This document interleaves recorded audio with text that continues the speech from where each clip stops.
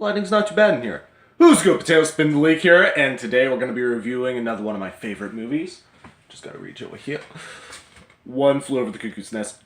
Jack Nicholson is one of my favorite actors of all time. This is about him playing a prisoner who is pretending to be insane so he can get out of serving time in prison and eventually escape.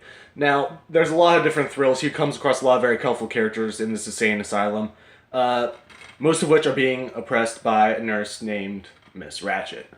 Now, the entire movie is kind of feel-good, but it takes some dark turns.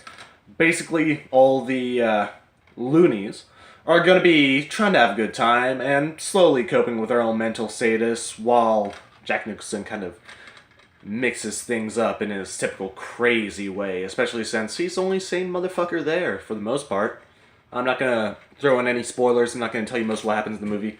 What I will say is, it is damn entertaining, it is a good time, and it is a long fucking movie. This will take up a good bit of your day, so plan to watch this. I'm also going to go ahead, well, I should probably give this a rating first. 4.5 potatoes. As close to 5 without actually hitting 5. I can't remember which one I actually gave 5 to, but whatever. So I'm going to go ahead and do my next list, and this is not going to be exclusive to 5 movies. I have a nice little collection of Dimension Extreme movies. Now, if you're not familiar with Dimension Extreme, basically, very gory, very raunchy, very B.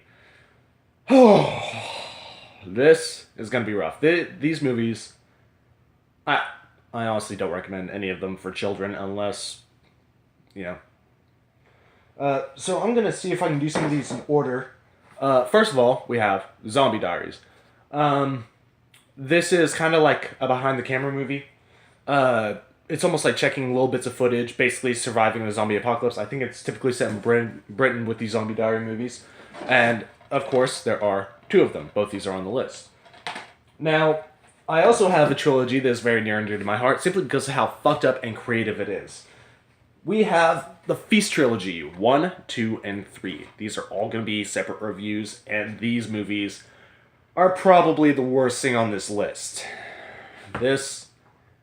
Honestly, these should be X-rated if they're not already. These are fucked, but I love them. Then, surprisingly, we have Diary of the Dead, George Romero. Good movie, do enjoy it. But it's another one of those kind of found footage films, which those always kind of take it down a little bit. We have Automaton Transfusion and Black Sheep, which these are both very entertaining, very funny, very B-movie-ish. The lighting is terrible, and the audio is kind of bad, but the plots are just fucking hilarious, or badass, depending on how you look at them.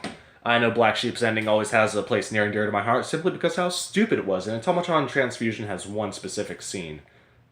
It takes the fucking cake. And lastly, we have Crispin Glover in The Wizard of Gore, as well as the Suicide Girls. If you're not familiar with the Suicide Girls, you're probably young. But this one is definitely going back to a cult classic. It's a little remake, and it is a hell of a trip. It's a great psychological thriller. Look forward to my review of this. That being said, is there anything specific you're looking forward to? Let's go over here. Is there anything specific you're looking forward to? Have you seen any of these movies or the one that I just reviewed? Post it in the comments down below. Like, comment, subscribe. Keep on keeping on. I'll see you guys in the next few videos.